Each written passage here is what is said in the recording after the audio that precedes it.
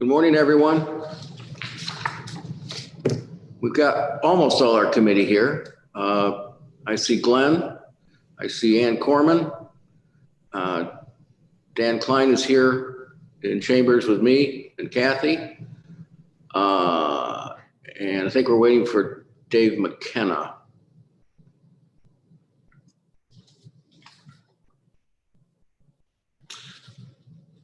We also have Christina McCloy, Greg Potter, Josh Nally, Mr. Friebel, Lisa Holmes, Mike Hall, Jeff Smith, Aaron Becker, and Aurel Romero here this morning. Oh, and Tom is here. Okay. Shall we get going? A call to order. Are there any changes to the agenda this morning? Don't seem to be. Do we have any public comment for this meeting? Kathy's shaking her head no. Don't see anybody on to talk to us. For chair's report, don't have a lot of new stuff since our last meeting, except what's listed on the agenda to be talked about today. Ann, do you have anything you want to mention? I just wanted to reference what you just said. Is there anybody on? Are we, as far as people just talk to us from the community, do we have that ability yet to have people on? I think it's just email, correct? That's correct, Ann. It's just email right now. Okay. Thank you. All right, let's go right down the agenda then. County Administrator's report. We've got Lisa Holmes with us today, I think. Yes, good morning. I don't have a report. I know Jason has to be on a call until 9:30 and he intends to come at that time. I'm not sure whether he would have a report or not. Great, we're going. We may be done by then. You never know. No.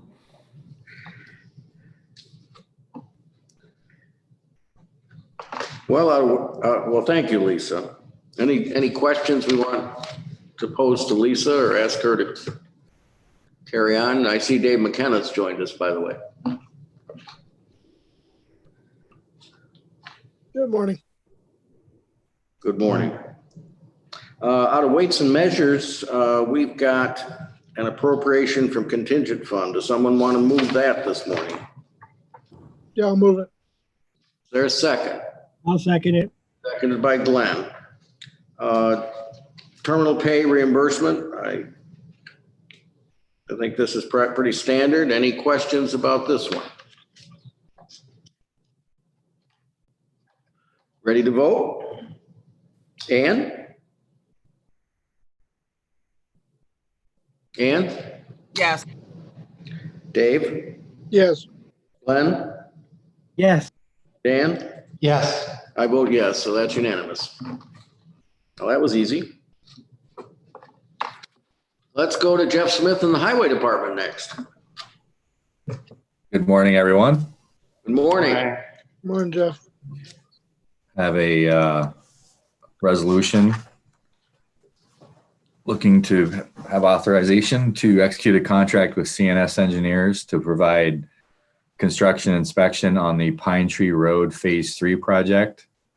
I checked in just a little while this morning for an update. I know we're very close to bidding. We are waiting for New York State DOT to obligate the money. That's a process that takes a few days when we get to this point. So we expect to be having this project out to bid by next week, sometime next week. So everyone's aware. At this time, the engineering estimate is a little above the funds available. Seems like the same story I tell everyone all the time for all of these things. But like always, we're going to let the bid go and see what the actual cost is expected to be. In this case, we are contacting Fernando at ITCTC to see if there's any funds that might be able to help us. We've given them a heads up as any project could be coming in high. So there's a couple other alternatives that we may be able to reach out and acquire some extra funding should the bids come in high. If not, we'll be looking, back to the ledge to make a decision with that. But again, that's all, none of that is known at this time. So I will be updating everyone, hopefully next month, the results, the bid should be, if it bids next week, I think we should have an opening and some results by next meeting next month. So it's good to get this one at this point. It's been a long process with this project, as everyone's, I think, aware with all the other projects in the area. This one seemed to be continually getting sidelined. Also, in the report, in the quarterly report that's attached to this meeting, it's coming up, the project on the crosswalk, that is very close along, will likely be coming in right behind this project. We weren't going to hold this project for that project. We wanted to get them out, get them bid. That's a relatively smaller project, well-funded, and we're hoping that it just kind of attaches during the process of this project and that goes smoothly. The plan is that will be also completed this season. So I am looking for authorization to execute a contract with CNS to provide construction inspection, construction support for this project, going out to bid next week. Someone like to move that resolution this morning? Dan Klein. Is there a second? I'll second it. Okay, seconded by Glenn. Well, you heard the introduction. Are there questions or a discussion about this? Dan Klein. So Jeff, would this be the last section of Game Farm Road up to the actual intersection? This is the last section of Ellis Hollow Road from Game Farm Road to the East Hill intersection. It's not going all the way into the intersection. It's stopping short. Other conversations, other meetings, you may remember there's also a culvert project, Ridge New York culvert project that's ongoing. That's down at the intersection. We're stopping just short of that. Just short of the driveway that goes into East Hill, the bank. We're right in that area. So it's a few hundred feet from the actual intersection. There's a lot going on at that intersection. We didn't want to go into that anyway because we don't know what the future lies for East Hill. Do you remember how many years this has been? I mean, that we started on Ellis Hollow Road, is it like 6 years, 8 years? No, it's much more. Yeah. I've been here for just over 8 years, and it was a few years prior. The first phase of the project had finished previous, so that was in 2011. So if that was the construction. So, and I know at that time they were trying to do the whole road and they had to break it into phases. So you're talking back probably 05, 06. I mean, it's 15 years. I would think that roughly. Either that's a good public relations story or a bad public relations story. I'm not sure. I'm not saying you. I'm just saying, like, is that might be a good story for the county?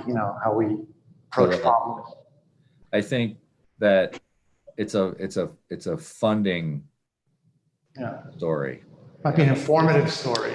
Yeah, I don't know if it'd be a good ending or a bad ending. I don't know if I want to think about that, but. I think it's a fun nightmare.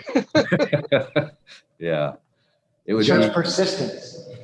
Jeff, you're absolutely right. It actually started well before 2005 when we had a whole project that we planned to do for the whole road, including the drainage along there. We ran into opposition from some of the homeowners in that area and opposition from the legislator who represented the area. And so that project eventually got stopped, and we could have done the whole thing for a lot less money if we'd done it back then than these phases that we've had to do over the last few years. And so, Dan, you're absolutely right. It's a lesson for us. When it needed to be done, and it would be less. It's always less expensive. Jeff, I hope you would agree with me that it's always less expensive to do it when you before it falls apart than it is after it's crumbled.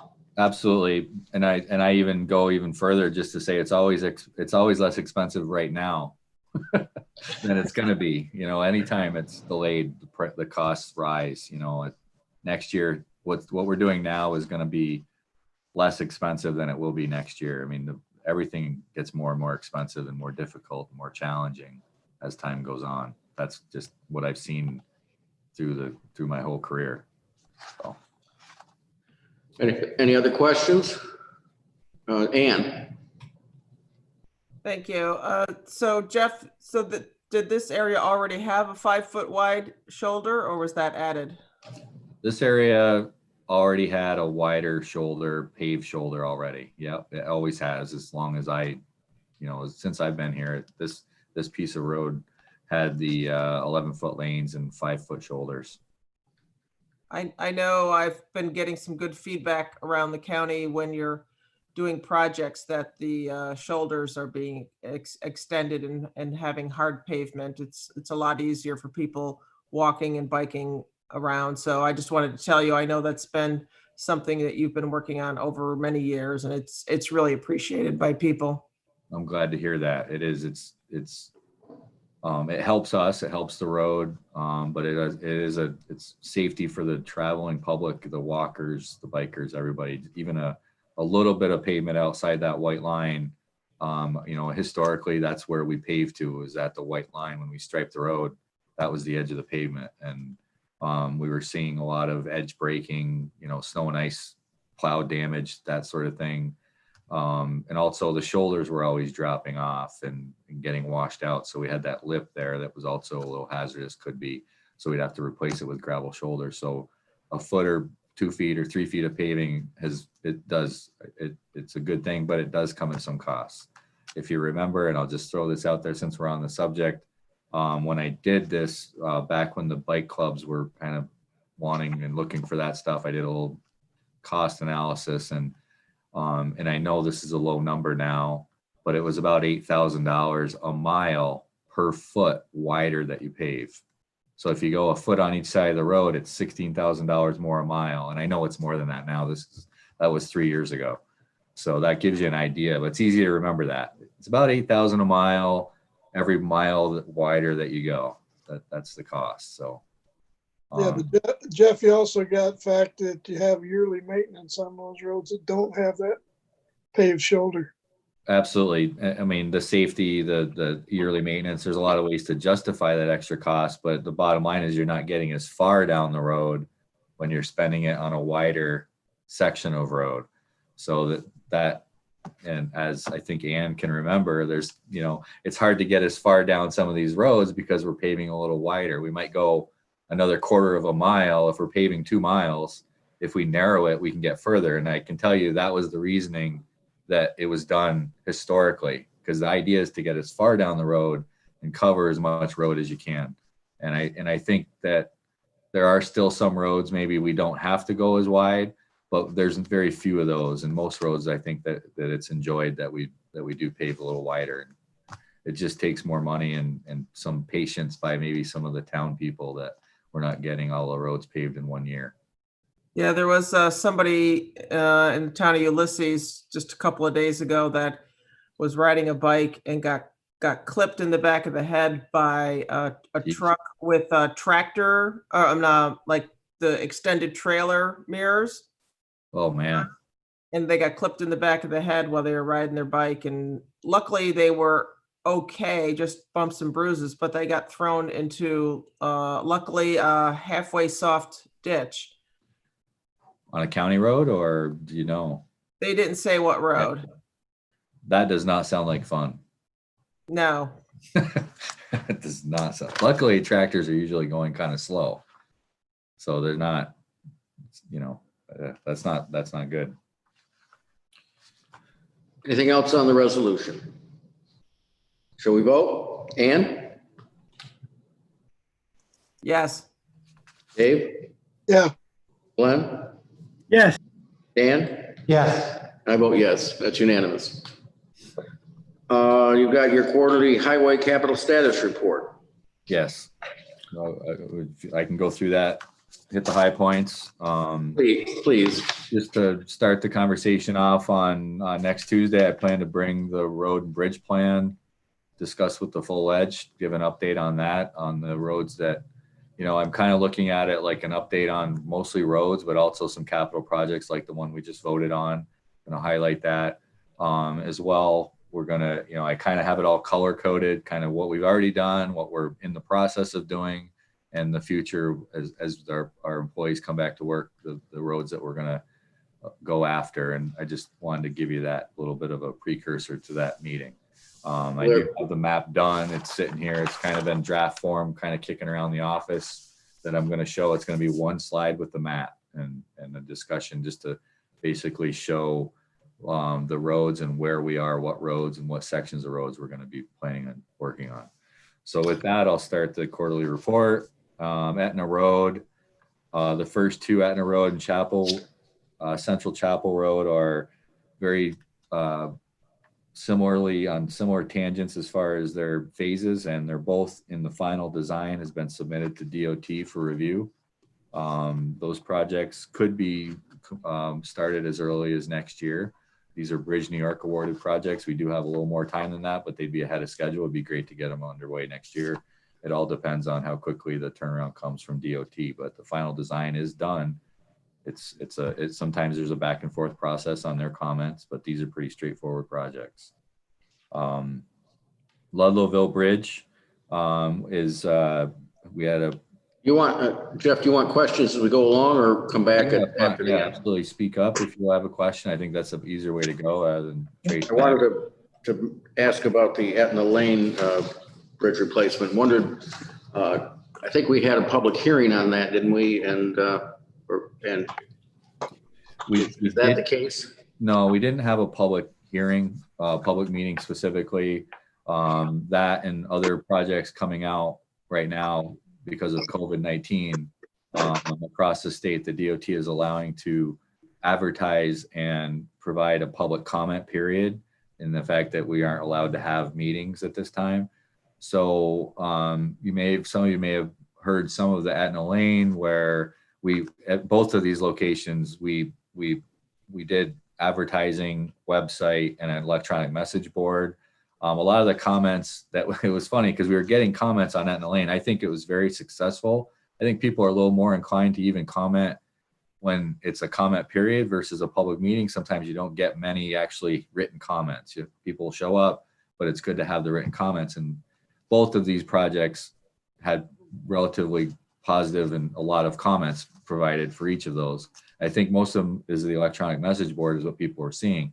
In the case with the Etna Road, everyone that commented were saying that no one is seeing this and they don't like it because but yet we were getting the comments. I'm like, it's kind of working. But anyway, long story short, we extended that another 2 weeks because of those comments. And we actually placed 2 electronic message boards. So we went through the whole comment period. We received a fair amount of comments. I thought some really good information and interest and things that people wanted to see happen with the project. And because of the theme of people not outside of their homes, not on the road, not seeing the sign, it was those kind of public concerns. We extended it another 10 days. We circled back with the church and the post office in the area. We posted flyers there. So we kind of tried to address a lot of those concerns that we were getting. I think we did a good job. I haven't heard anything since we've gone past that comment period. Nothing seems to be continuing. So unfortunately, there isn't any public meetings, but at this time, but I think we still got a lot of good feedback. Okay. And it was a positive feedback, or what kind of comments were you getting there? A lot of interest in public access, pedestrian access, and the continuation of that, both during construction and the bridge when it's completed, which is incorporated. There was concern, a very large concern from an individual regarding a specific maple tree, which the good news is that we can spare it. We're not near that. It seems to be a very historic tree that was echoed by a few other people. So it was very important. And I didn't see the tree. I haven't been out there to locate it, put eyes on it. But looking at our impact and our our project limits, we're able to steer clear of it. So there shouldn't be any issue there. Again, to reiterate, most of it had to do with pedestrian crossing and the apartments and the post office and the church, and how that it's a pretty walkable little hamlet there. And they didn't want to see the during construction. We're going to be putting in a pedestrian crossing, and then when the final bridge is, there's not raised sidewalks because there's no sidewalks in the area, but it's a wider bridge with wide paved shoulders that people will be safely able to cross, much wider than what's out there now. Oh, thank you for that. I can't help but compare this with the Freeze Road Bridge. They're so similar. Where in this small hamlet of Etna, there's been a 2-lane bridge for since the early 60s or whenever that bridge was built. Oh yeah. It has the same difficult intersections on both ends that you see at Freeze Road. And the folks in Etna, I guess, are very happy with a 2-lane bridge. So I just find that interesting about the two hamlets. Yeah, I never thought about the similarity, but you're correct. There it is, the alignment of the road, the T intersection with the state road. It's the same state highway. Yeah, I never thought of it that way. All right. Okay, thanks for letting me pause you on that. Go ahead. No problem. Ludlowville Road Bridge has been out to bid. It's been awarded. We've moved some money around, a little extra cost. We had a pre-construction meeting with the contractor on Zoom Tuesday. Their start date is expected July 28th. We've been sending out notices. I believe you would have received that by now. If not, you will very soon. There's going to be an electronic message, but there is an electronic message board on site letting people know that the construction date is starting then. Again, I think this is going to be a really great project. It's great to get it to this point. This is a federal aid project. There's been a lot of time spent to get it to this point. It's always kind of exciting, people both on staff and myself and DOT, everyone, MPO, everybody that supports this project. And I hope the legislature and the F&I committee to get these projects to this point. This is the bridge, Mike, that you will remember that we wanted to get done not at the same time as the state bridge. It looks like that's happening. Everything, all of that is falling into place. That's very fortunate. I think that's always a win. And when the two projects are just going into different phases, it's really hard to schedule that way. And a lot of times the public doesn't understand that or doesn't like that answer if they fall at the same time. It looks like we should be able to avoid that in this project.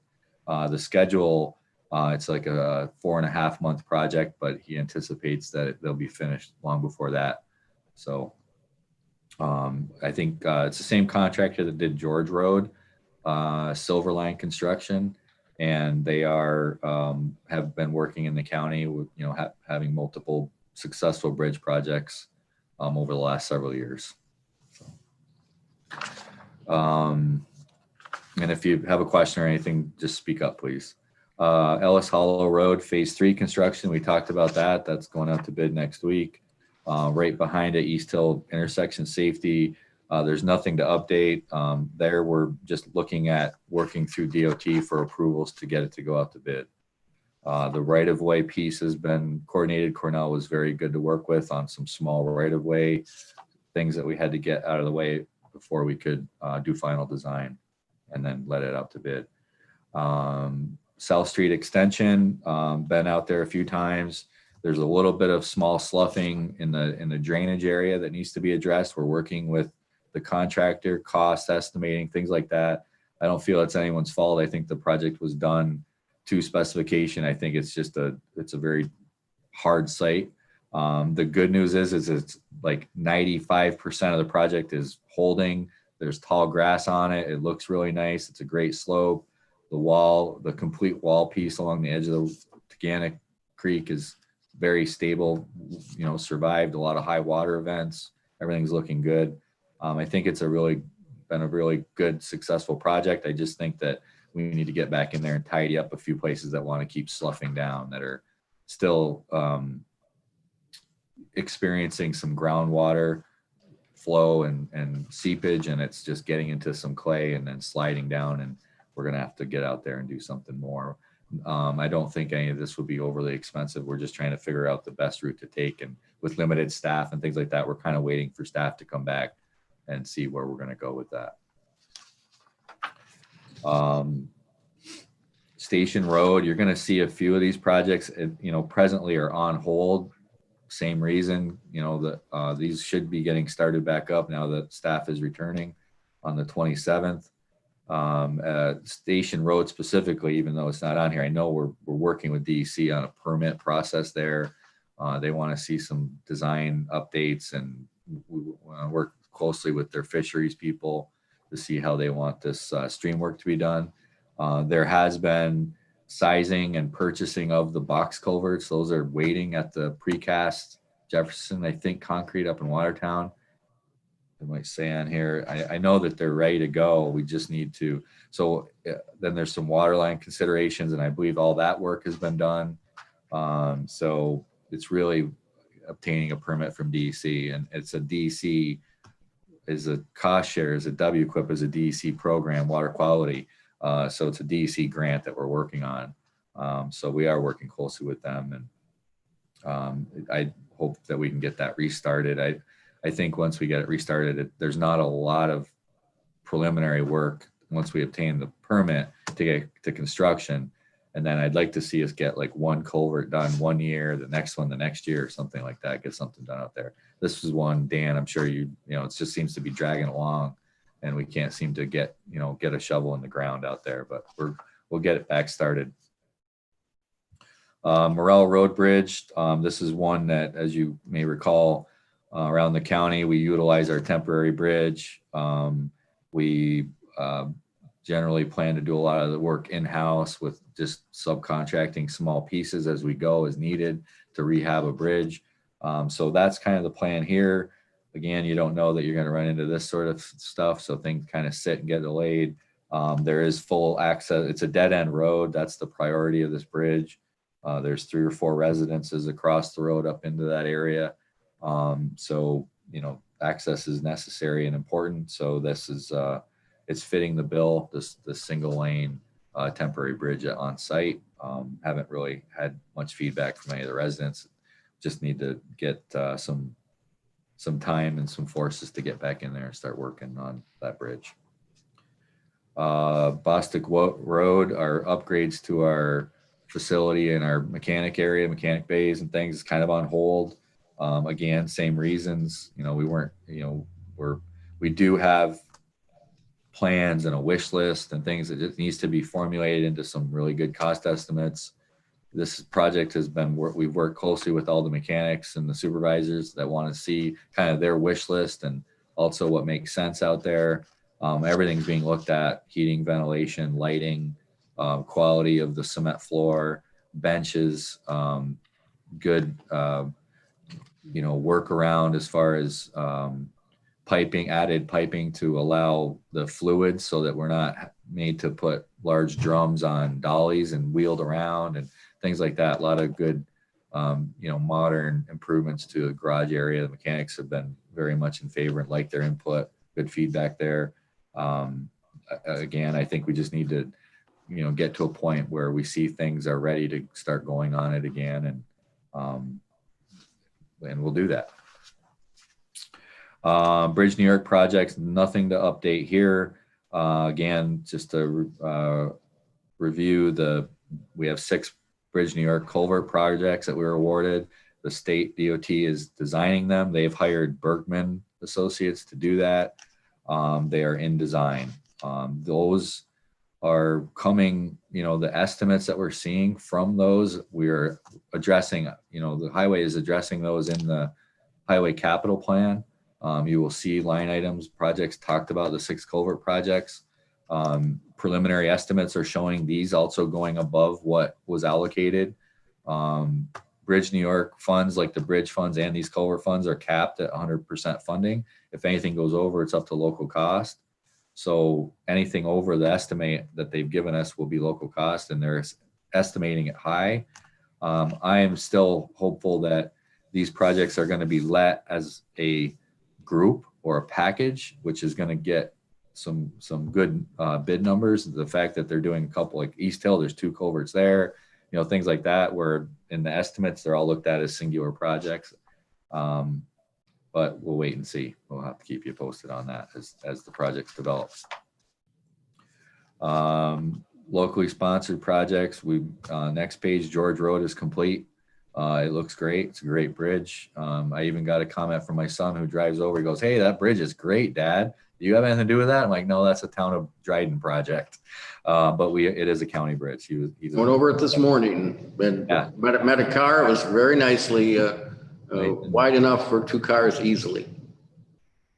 It's a nice bridge to go over. It's nice and wide. Freeze Road, we kind of know that. The town is pursuing a bridge replacement, alternative 6, single lane bridge. Old Trust will be a facade on top of the bridge. And Cemetery Road, a Bridge New York project award to the town of Ulysses. Final design report is pending submission to DOT for review and comment. Closing out a few projects, Ellis Hollow Road Phase 4, the little piece between Dodge and Game Farm that we did in-house with our own forces. We've completed that, closing that project out. And then the Coddington Road intersection project, we're working with the town for reimbursement, and we haven't finalized anything with the county. Between our engineer and the county attorney's handling that. That's pretty much it. The last page is not a lot of changes there. We would like to make known that we did, in review of the capital plan just before the budget plan, we did push out Cortlandt Street over Owasco Inlet there in the village of Groton. We pushed that out another year. I think our workload and staffing and everything, I think it makes sense to just push it out another year. I don't know that we'd be able to we're already in July. I don't know that we'd really be able to spend and allocate, get an engineer on board and really start the design process before the end of the year anyway. So it made sense to push it out. That was a decision with administration and highway department. Made a lot of sense. It's pretty much it for the report. If you have any questions, I'm happy to answer. If you ever have any questions on the report, please let me know.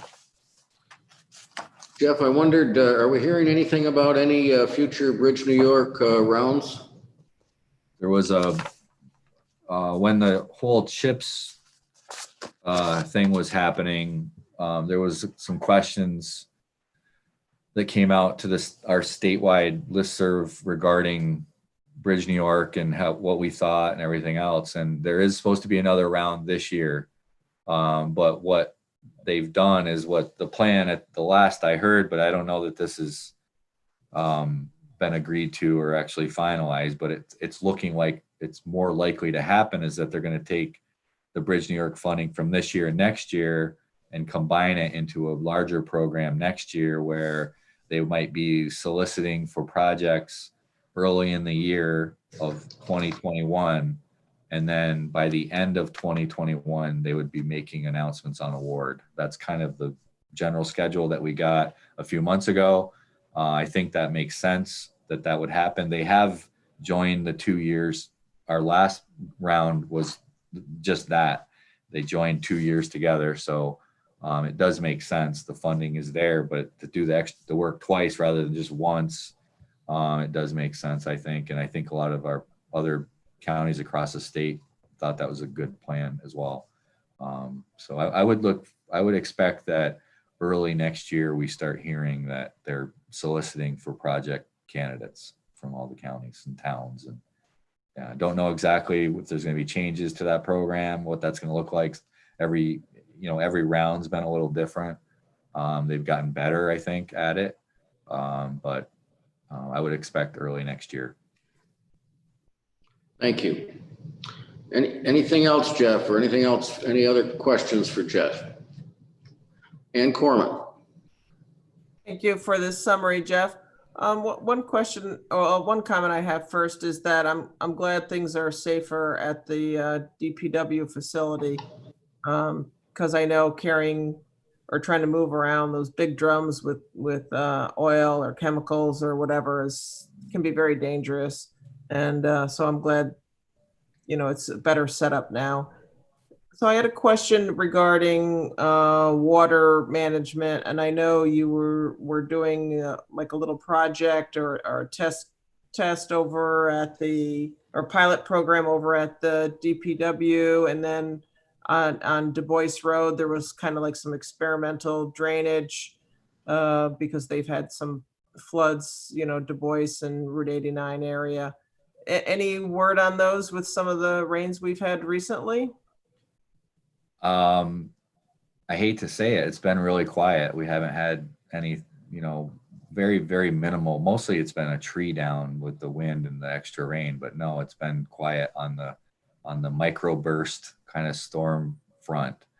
The project on Du Bois Road was a water quality small in-house project that we partnered with Soil and Water, Cornell Local Roads, and County Planning to basically do a shallower ditch, put like a filtering system. I really don't know the reporting on that. I don't know where they're at with a water quality standpoint, but the project itself I thought went really well.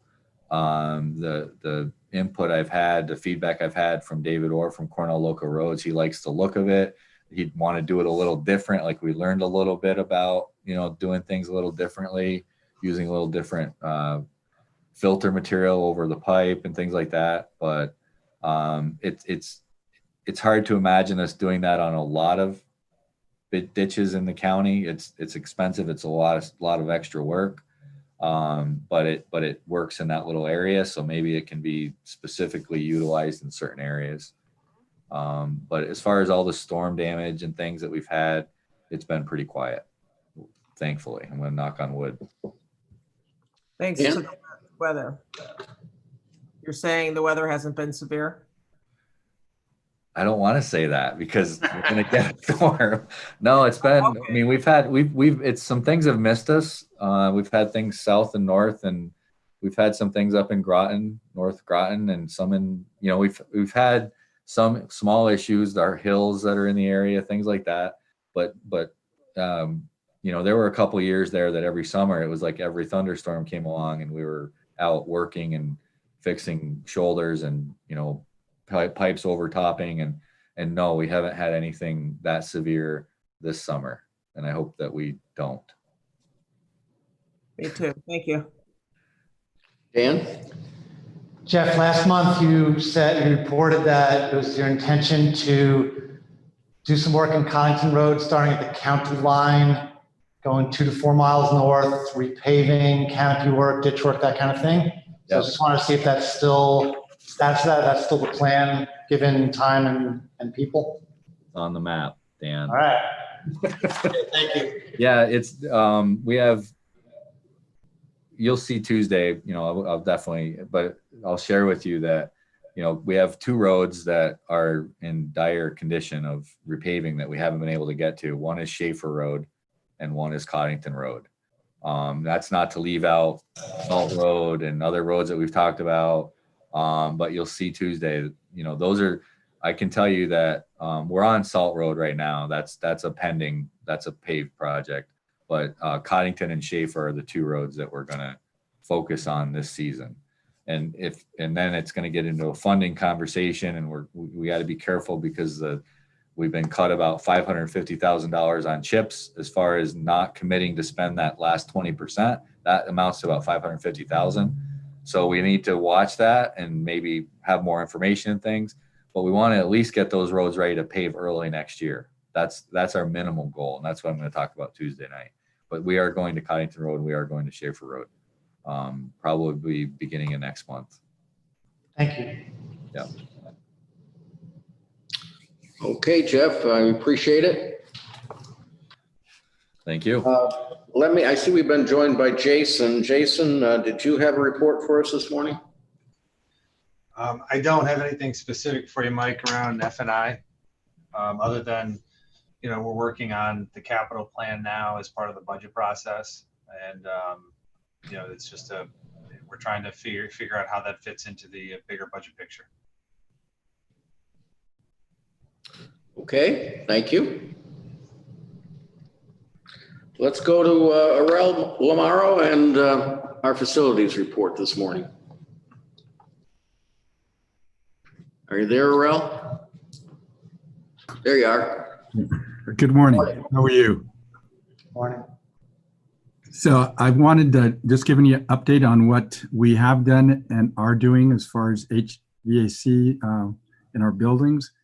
As you know, we have several buildings at 15, and they vary in age as far as the HVAC systems that we have. And so I think I want to put things in perspective as it referred or in regards to COVID. Is that really the perspective on priorities? I think are good what we have in the county as far as, you know, physical distancing and respiratory etiquette, you know, hand hygiene, washing our hands, surface cleaning and disinfection, which we do a lot of with our cleaning staff, and also the occupants in our buildings do that as well. We've provided wipes and sanitizers so they can do that in conference areas and meeting areas where there's high, you know, surface where people are touching surfaces, and also the wearing of face masks. And I think really the lowest priority of all would be any engineering controls, so really the HVAC. So the research that we've done, both myself and Alan and our HVAC techs, doesn't conclusively say that that the virus can be spread through HVAC systems. It really depends on the types of systems that you have.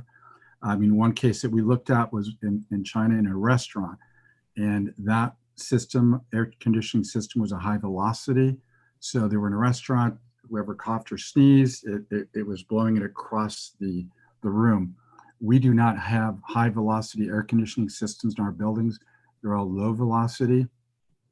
So the high velocity ones that we would have are like in a server room where it's just for equipment and it's a wall mounted cassette and it's blowing air into that space, versus our buildings for comfort of the space and our occupants are either rooftop units or air handling units that are basically bringing a percentage of outside air in the summertime. Within, we're cooling it mechanically and then distributing it through the building.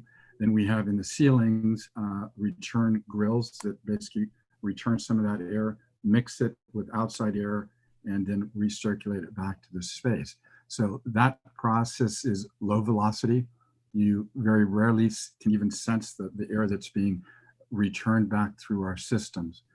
So it's unlikely in our buildings that the way that our buildings are designed with our mechanical systems that you would see the spread of the coronavirus. However, what we are doing and following some of the guidelines from ASHRAE, the American Society of Heating, Refrigeration, and Air Conditioning Engineers, and CDC and such, is that we have, since the beginning of the coronavirus that affected our area, we start the units in all the buildings 2 hours before the buildings are occupied. So we do kind of a pre-purge of the building where we're doing additional air exchanges and running the systems before, about 2 hours before the building is open to either employees or the public.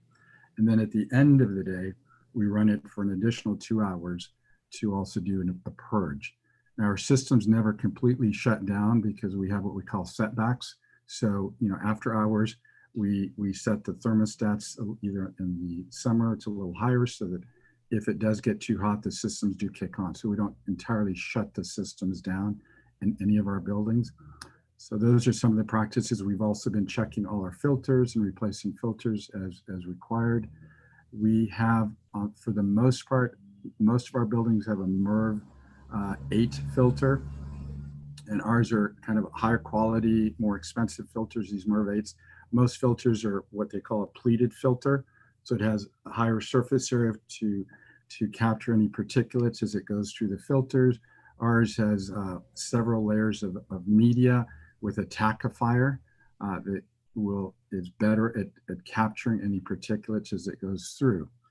So all our buildings have MERV 8 filters except for 2 buildings. Our newer buildings, the health department has a MERV 13 filter. The MERV 13 filters are box filters that can range in thickness from 6 to maybe 10 to 12 inches. So the newer units can accept these box filters because once you put in these higher rated MERV filters, it increases the static pressure. And so The newer units have motors that have what we call variable speed drives that can adjust for differences in static pressure. So the health department has MERV 13s, and so does the emergency response center has MERV 13 filters.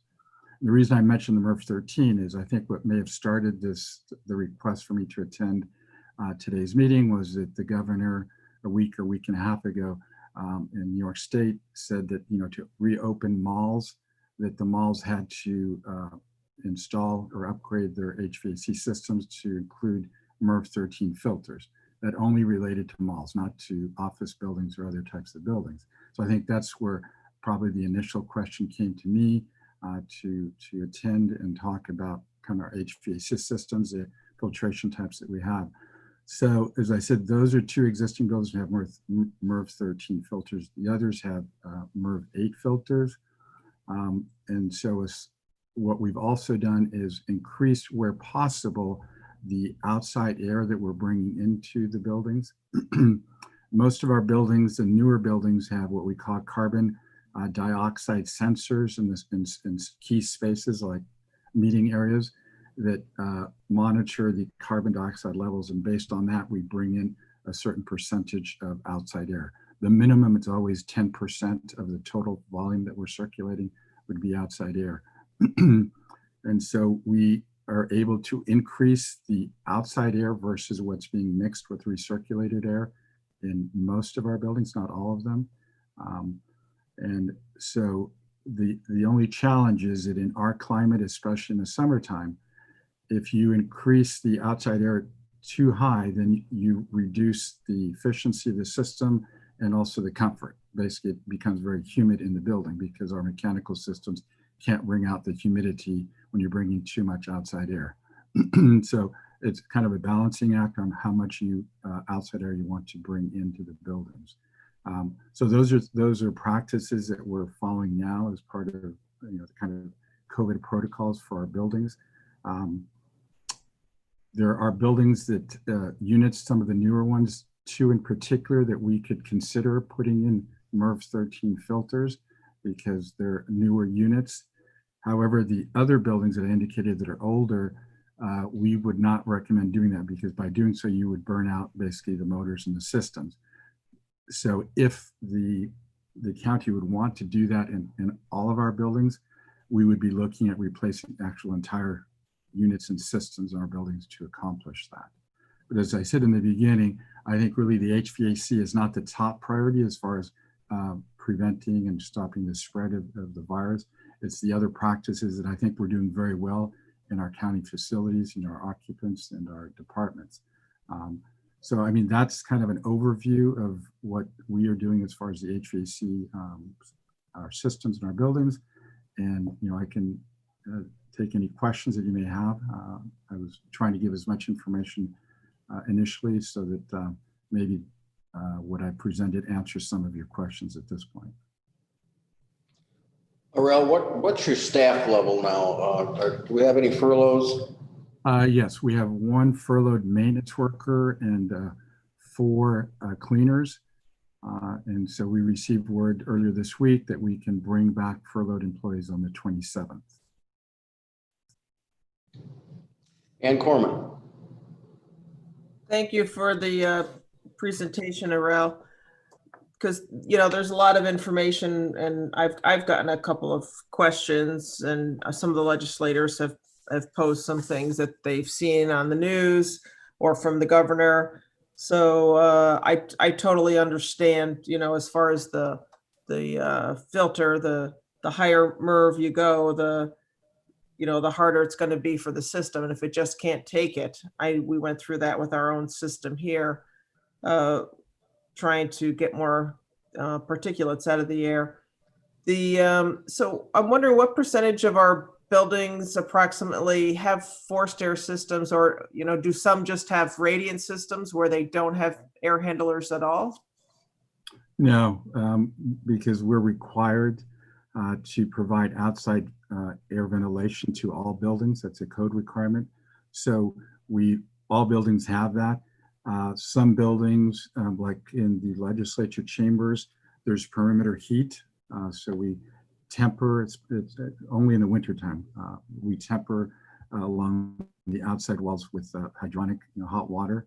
Not every building, but most of ours have hydronic heat, which is supplemental. The main way of heating or cooling is, through air distribution through ducted systems. Okay, so that's good to know that, that there's no buildings where it's just hydronic and the air is just sitting there. So every place has air exchange. Right.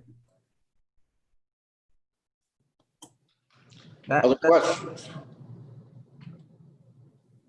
Anyone else? Well, this has been very helpful because, as you say, we've been getting questions, especially after the mall reopening thing came up, as you suggested, so it gives us some tools to work with to tell people what's happening at the county level. Okay. You guys are easy. I have so much documentation here. I was expecting very, very tough questions. Well, you're the technical person, not us. And so, we're relying on you, and we appreciate your being loaded for bear this morning. You're welcome. Anything else for Ralph?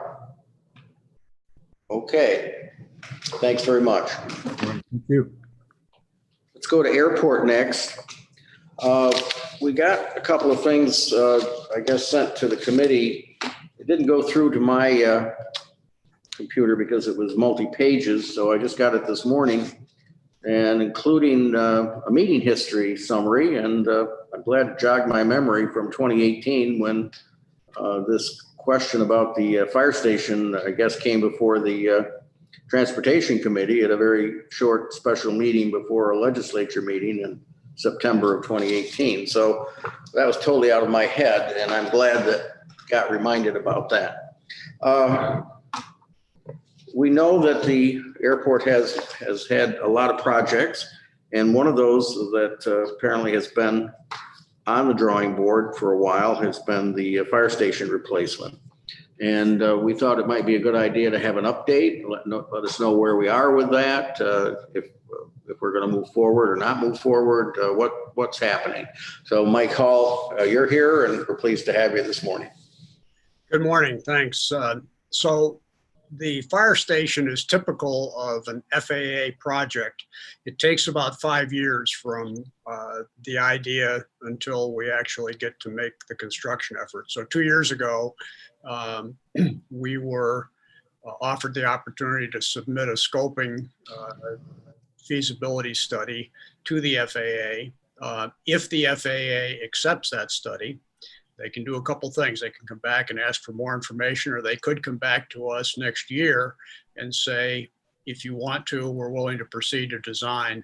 In any event, this is a 2023 construction project. So there's nothing, right now that has any particular bearing on this project. We submitted the scoping study, which you have a link to if you want to take a look at the detail of it. And the FAA will review the scoping study, and then they'll decide whether they're going to come back to us and offer us an opportunity to go to design.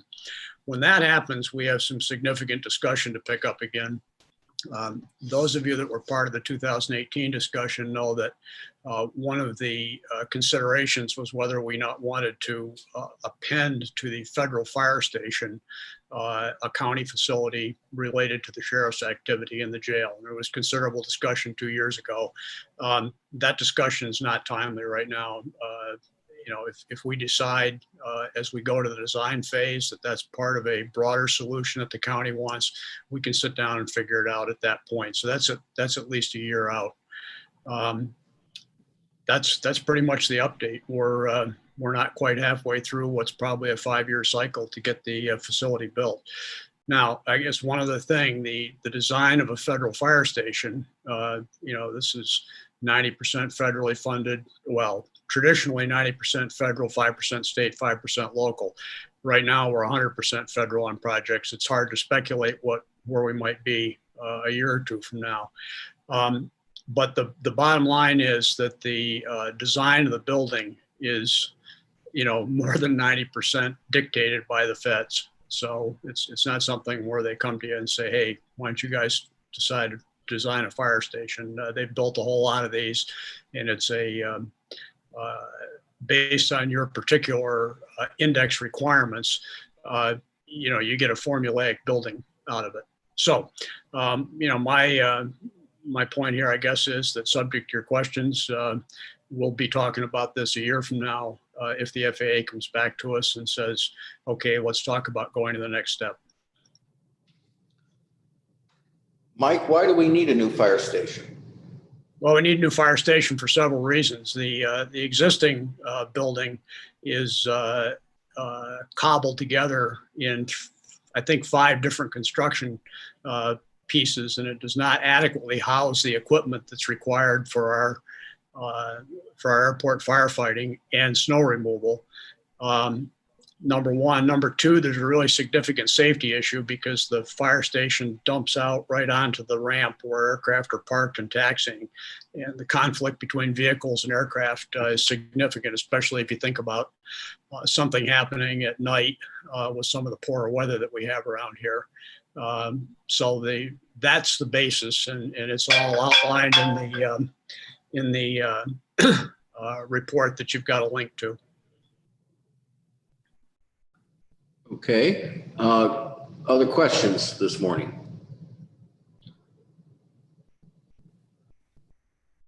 And Koreman. Thank you. So I'm just wondering where on the latter pages where the candidate sites, page 7 and 8. Maybe I just need to read through it again. I'm just not understanding. It seems like there's 2 sets of candidate sites, or just one was the initial screening?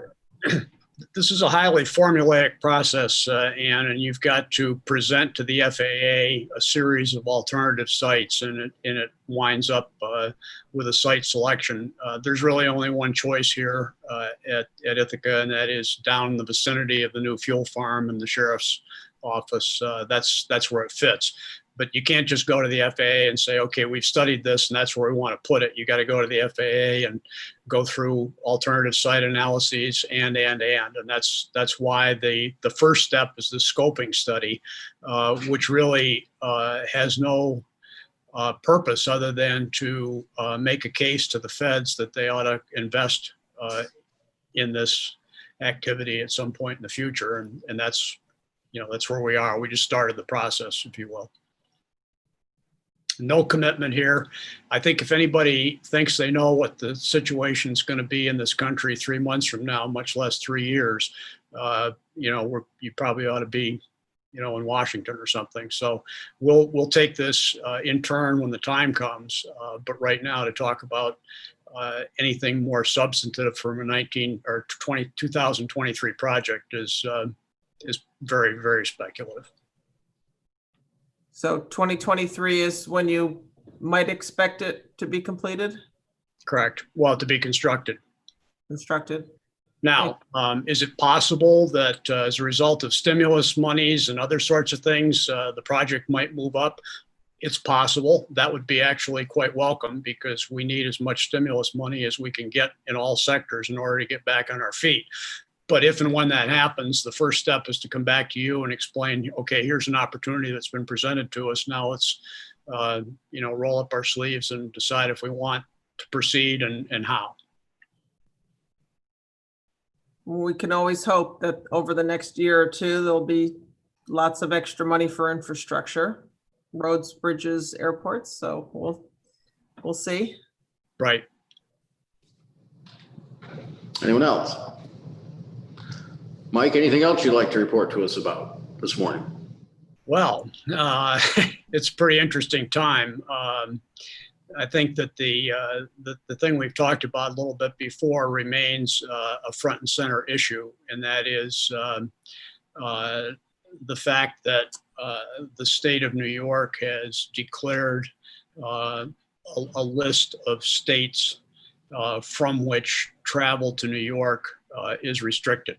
And it's probably worth taking a couple minutes to run through that with you, if you don't mind. What the restriction says, and this doesn't pertain just to air travel. It pertains to all travel. If you're coming to New York from a restricted state, you're supposed to file a New York State health declaration upon arrival. And part of that declaration is that you are to quarantine for 14 days. There's a real question here about, do you need to quarantine if you can prove that that you don't have the virus? In other words, testing. The governor's office has not stepped into that discussion yet. But at the airport level, we are the one travel mode over which the state, has some insight. Well, that's not the right way of saying, because they have no operational control over the airport. But look, you're not going to be able to find out what's happening on Route 81, but you can, work on the airport to try to find out what's happening. So as this has unfolded over the last couple of weeks, it was about 2 weeks ago that a passenger got off an American Airlines airplane and handed us one of these health declarations. And, we're not prepared to receive those as an airport because there's HIPAA and personal information. The airlines don't want them. So we scrambled, and with great help from Elizabeth Cree, I got a ballot box, and we put a ballot box up in the terminal with a sign on it saying, if you have a health declaration, place it here. We talked to Frank and made an arrangement for the health department to empty the ballot box. That's where we are right now. The first focus on airports was on airports with direct service to restricted states. We don't have it, so we've been flying a little bit under the radar, so to speak. But I think as this system is evolving, it's highly likely that there will be a receptionist, a health department receptionist, and law enforcement in place, again, at the airports, because they can't really do this on Route 81. The health attestation or declaration is now available online.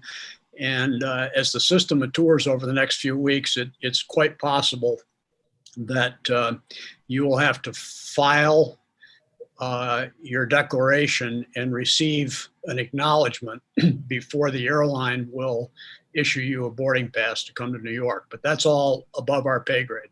That's between the state and the airlines, if you will. But just to give you a sense of how this system is working. And then, of course, once you arrive with the declaration, there's supposed to be health department follow-up with the individuals from those states that are coming into New York. And again, the question, if on arrival you took a New York State certified test and it was negative, would you be released from quarantine? That's a point of discussion that there's no clarification on right now.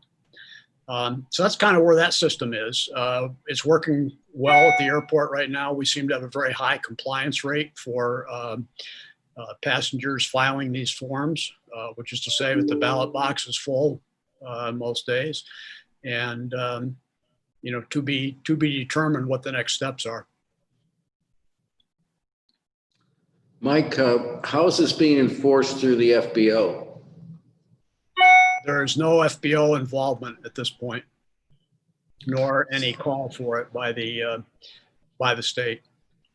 So if a plane comes in from one of these restricted states to our airport through the fixed base operator, nothing happens? Right now, there's not a system in place to handle that. That's interesting. There is on flyithica.com extensive travel information. There's a QR code and a link to take you to the latest, which is posted on the New York State website, and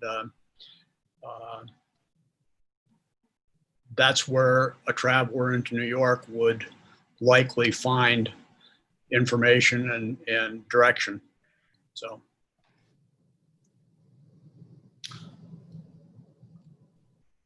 Any questions on that? Anything else, Mike? Oh, I'm sorry. Ann's little blue hand came up there. And Thank you. Don't mean to be hogging the airways today, but So one question I have on that is, so say I go visit Florida and I come back and land in Ithaca. So is it the when I'm leaving or on the airplane, I'm given a form? Do you know where did they get that form to fill out? Well, as I said, this system's been evolving over several weeks. Now, let's take the airport out of it and say that you've been down in Florida and you decided to drive back to New York. You should be aware, basically through media outlets, that New York is restricting travel, and you should inquire and find a form. And when you cross the Pennsylvania-New York border, you should find somebody to give that form to. That's really an amorphous system. From the airline point of view, the airlines are handing out paper forms to travelers at some airports. In our case, even though Pennsylvania, remember the first focus was on like the Allegiant flights going from Elmira straight to Florida. That's pretty easy to deal with. No one wanted to talk to us because we were going to Philadelphia and Michigan. United Airlines having temporarily suspended flights to Washington. So, that's sort of missing the point that everybody flies to Philadelphia from everywhere in the world and then gets on an airplane and comes to Ithaca. So American Airlines voluntarily started handing out the paper form. And that's where we found out about it, when the paper form got off the airplane and somebody wanted to hand it in. We've solved that problem. We have a real tight system in place now. Anybody that has a paper form can do it now, can deposit it. Now, what about enforcement?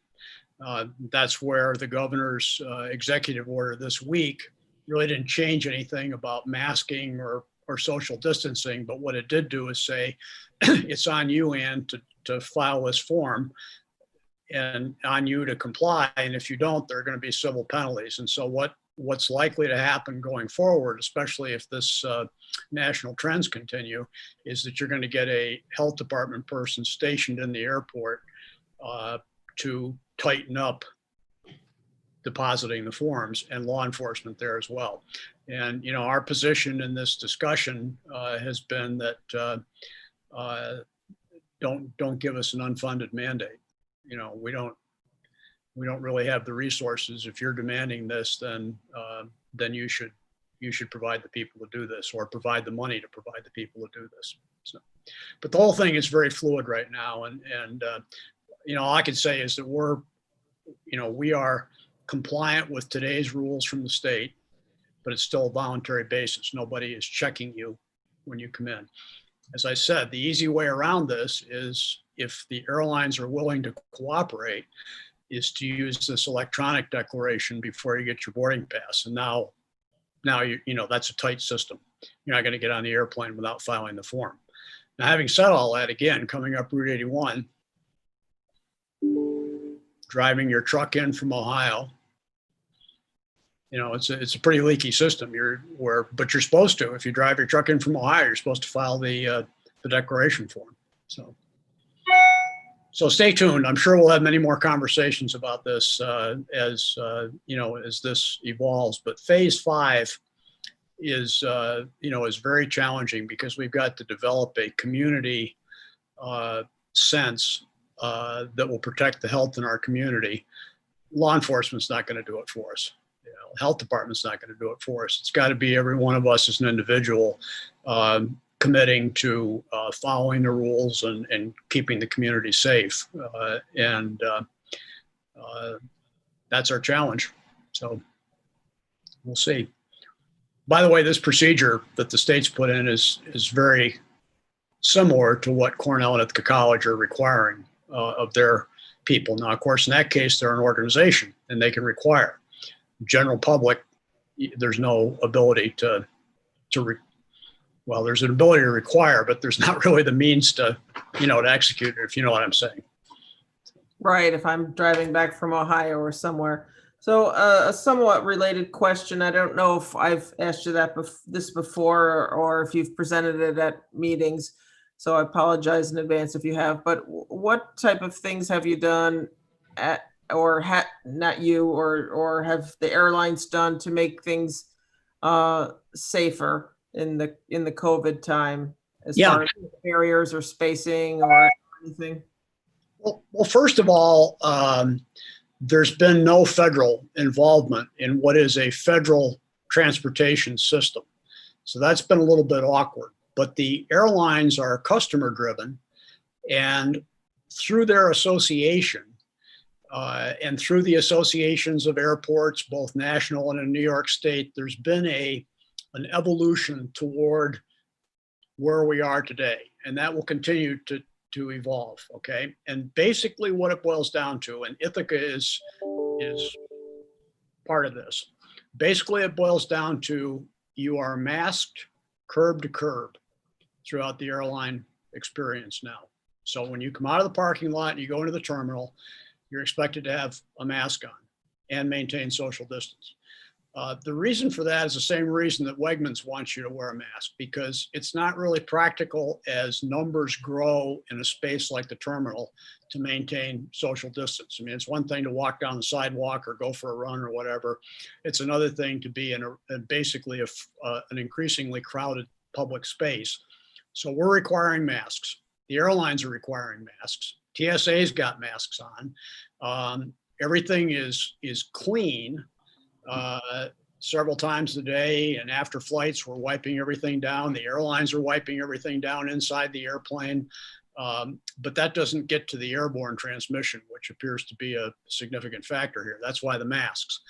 And then American Airlines is filling all the seats. Delta Airlines is still filling to 70% and trying to keep a seat between you and your fellow traveler.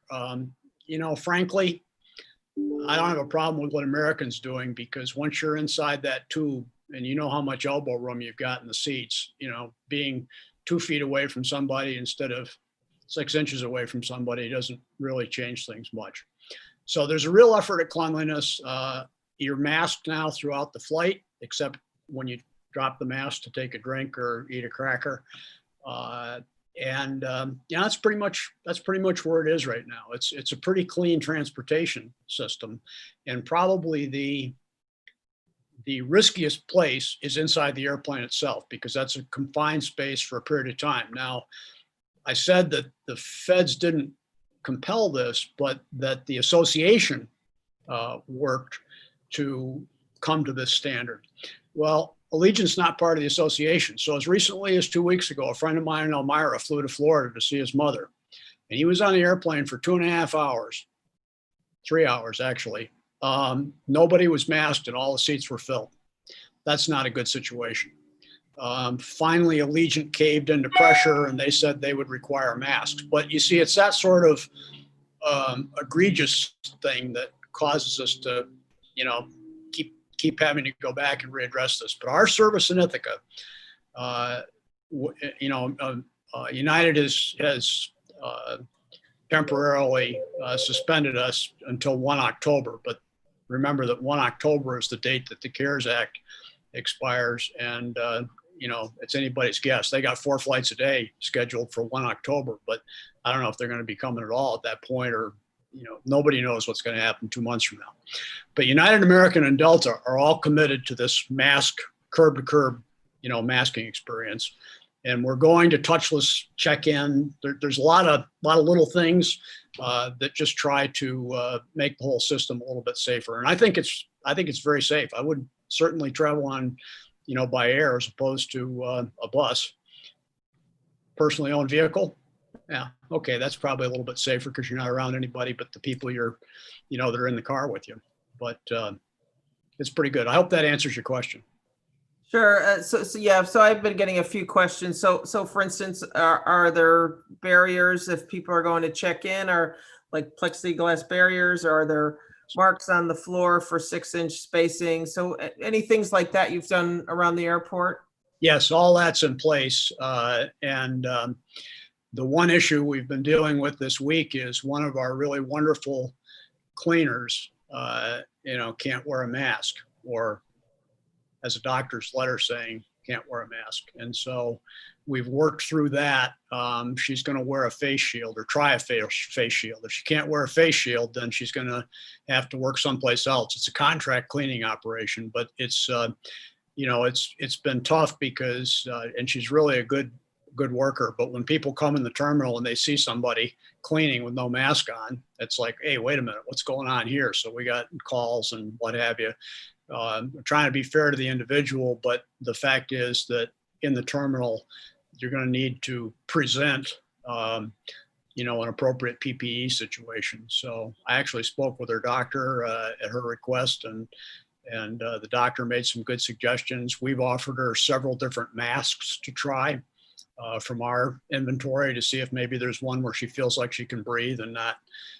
The issue is breathing difficulty and asthma, and there are some people that have that. So, we're getting a small, a small group that we have to work with, but basically everybody in the airport's right on board now to being masked anytime they're in a public space, which, you're out in front of back in the office is a different story, but when you come out where you're part of the public, that's when you have to be masked. Mhm. I figured you guys have been doing everything that you need to do over there to make things safe, but it's just good to hear in case people ask me, rather than just say, I'm sure that you're doing everything, so I can give them a couple examples. So thank you. Well, and it's been evolving and it will continue to evolve. There's been discussion about temperature taking and who's going to do it. And, I think that's sort of flared up and then faded a little bit. TSA said they weren't interested in doing it. So who is going to do it? You'll see a lot of continued discussion about this, particularly if we continue to have the travel restrictions and the infection rates in the rest of the country. But we're trying to stay on the front edge of that discussion. Mike, I wanted to ask a couple things about the customs facility. Yes. Hopefully some point we're going to be able to get a tour of that. 'Cause I understand it's pretty much done. It's done. And so maybe we could think about that at some point, how we could do that if it's possible. And the other question I had. We can do it anytime at your convenience. Thank you. The other question I had is, I think at the budget meeting, you mentioned that facility is pretty much ready to go, except it needed a baggage x-ray machine like they had at TSA. Do we have to buy that, or does Customs provide it? What happens for that piece of machinery? That's all part of the construction package. The update, that machine is pretty much due for a variety. All the agreements are signed. With the exception of the one part of the ag agreement, which is biological waste disposal, if you will, a rather procedural thing. If you fly in with something that might have a Mediterranean fruit fly, it has to be properly disposed of. But you get into fiscal years and other sorts of issues, and the federal fiscal year is 1 October. And Customs has now proposed to us an initial operation date of 12 October because of pay periods. So, I think that we'll give you an update as we get a little bit closer.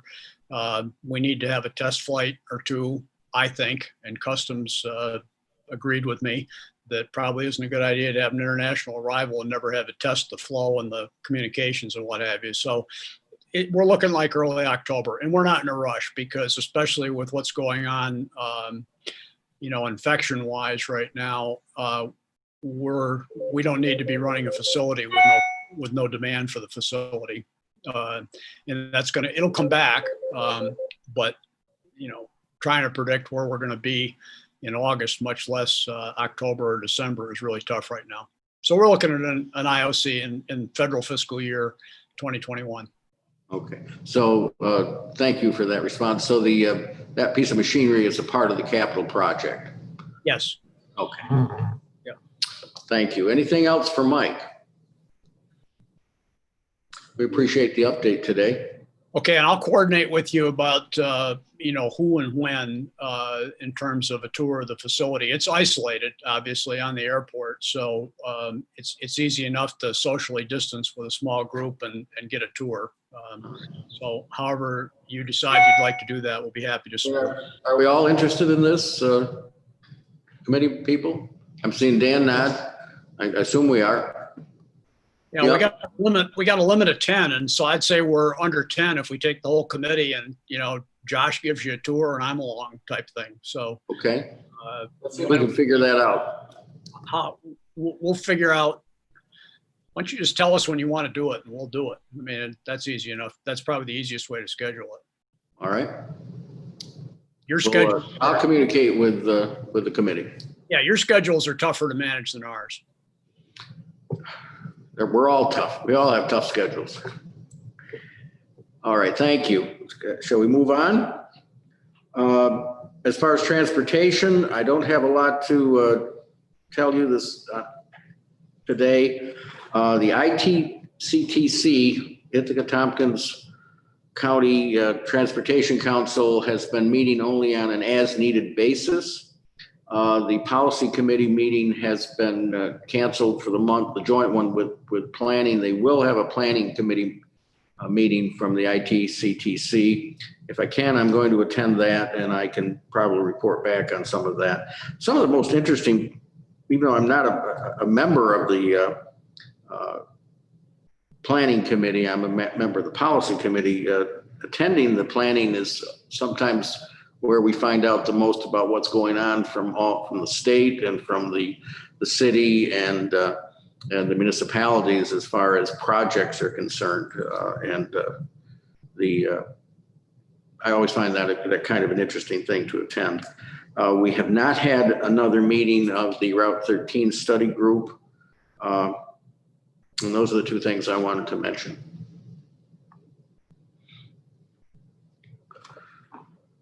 Ann.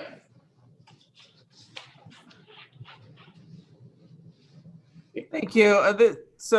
I see Jason is still on here, and I'm looking as far as on our health department site, like if I came in from out of state, where's that form? And I'm looking for it that I would submit maybe to the health department. I'm looking under travel advisory, mandatory quarantine. I'll have to look on the site, and I'm not familiar with it. I think it's also on the Ithaca Airport website, but I'll have to get with Frank and Dominic as to where it's on the public health website. Okay. If it's not there, we'll make sure there's a link to it. Yeah, especially for those folks, if you're coming in, driving back from somewhere. All right, thank you. Yep. Can we take the minutes of June 18th, please? Someone want to move them? Dan? Ann, seconds. Discussion about the minutes. Ready to vote? Ann? Yes. Dave?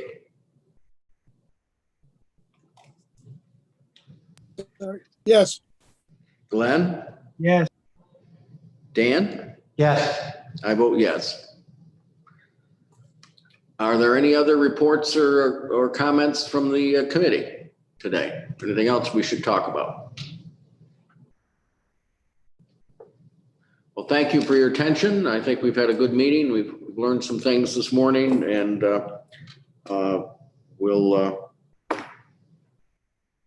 we'll make some contact about that airport tour. Do I get a motion to adjourn? Dan? Dave? All in favor? Opposed? Carried.